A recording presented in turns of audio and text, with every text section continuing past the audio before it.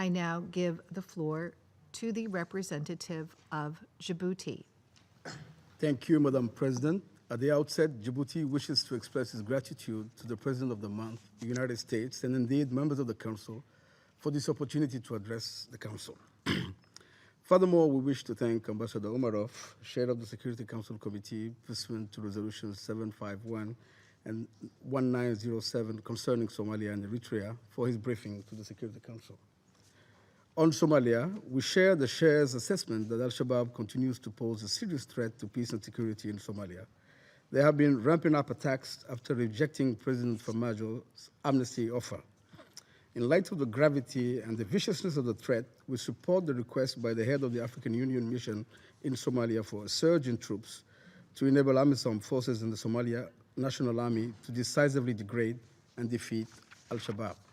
Likewise, we echo the call made by Secretary General Antonio Guterres to provide enhanced logistical support for under-equipped African Union forces in Somalia, in particular force enablers and multipliers, including helicopters.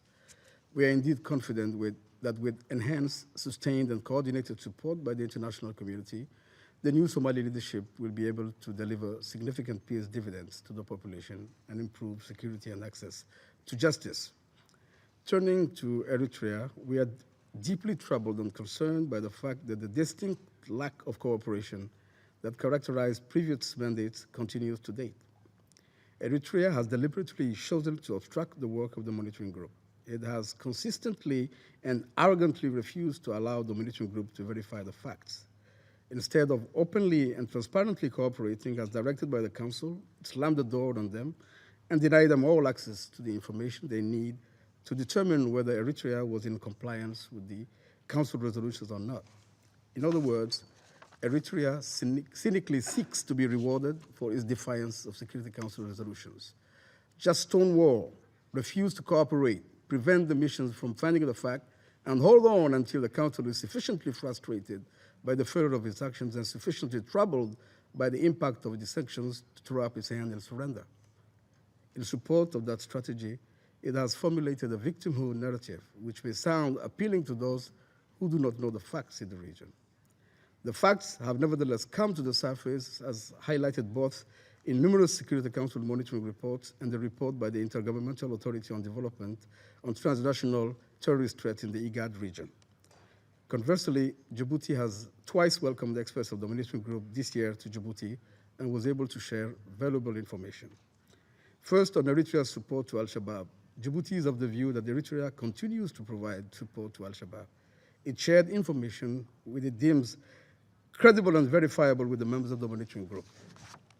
On prisoners of war, Eritrea should be urged to clarify the situation of the 13 remaining Djibouti prisoners of war is still unaccounted for. Not only is this a requirement of the Security Council, but it is also required by international treaty and customary law by which Eritrea is bound. Third, on Eritrea's compliance with the 2010 Qatar mediation agreement, the Security Council determined that the border dispute between Djibouti and Eritrea continues to constitute a threat to international peace and security in the region. It has urged Eritrea to implement in good faith the dispositions of the accord and enter into talks with Djibouti with the ultimate objective of reaching a final and binding agreement on the border dispute in accordance with international law.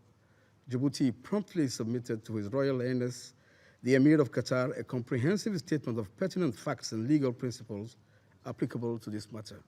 To date, 7 days later, Eritrea continues to comply with the provisions of the agreement. On Eritrea's support to armed groups, Eritrea continues to harbor, train, equip, and provide logistical support to armed groups seeking to overthrow and destabilize the government of Djibouti. It continues to do so without an ounce of remorse, in violation of its obligations under Article 2 of the UN Charter, customary international law, as well as its obligations under Security Council resolutions. Djibouti urges Eritrea to permanently cease and desist from such activities. In conclusion, Madam President, I wish to reiterate our profound gratitude to distinguished members of the Council for their continued vigilance and support. Indeed, no country can continuously defy UN Security Council resolutions and expect not to face the consequences of its actions. Thank you for your attention.